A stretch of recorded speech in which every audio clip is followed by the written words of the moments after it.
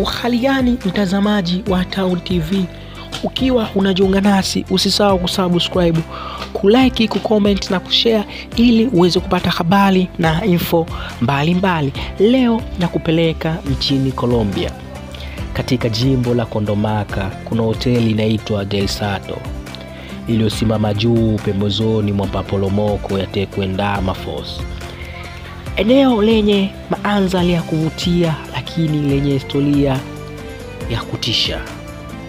Hoteli ya Del Salto ilijengwa mwaka 1923, kipindi ambacho Colombia ilipokea wageni wengi kutoka Marekani na Colombia ilikuwa ikifanya vizuri kiuchumi.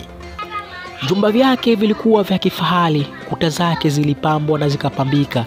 Yaani Del Salto haikuwa hoteli tu, bali ilikuwa castle la kifalme lenye hadhi ya nyota 5. Del Salto ilikuwa sio ya mchezo.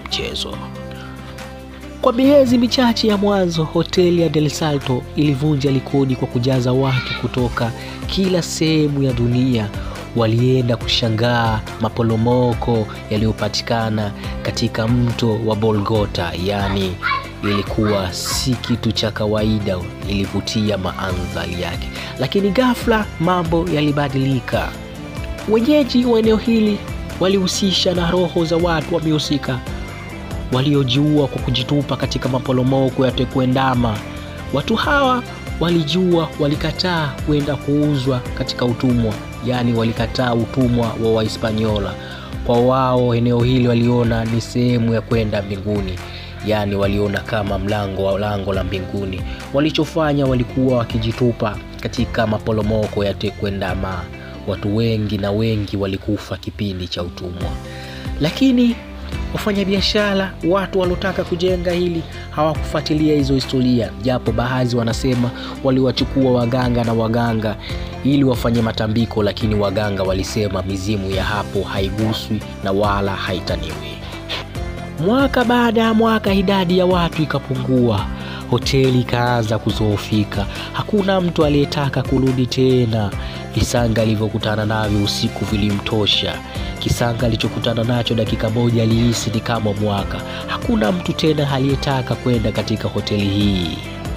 Wafanyakazi wa hoteli hii watasimulia visanga mbalimbali.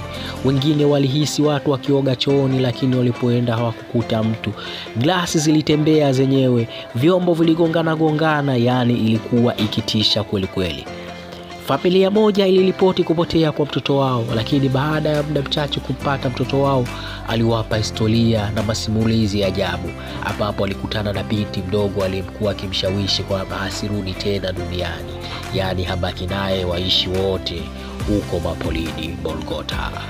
Hadi ilipofika mwaka 1990, hoteli hii rasmi ikawa imefungwa na serikali. Serikali ilitangaza kuwa miundombinu ya eneo halikuwa salama, hasa mto Bogota ambao ulikuwa umeharibika kutokana na uchafuzi wa mazingira. Lakini wananchi wa eneo hilo walielewa kwamba hii ni siasa tu, kwani eneo hili linatisha na tishio na limekuwa likuwa watu wengi.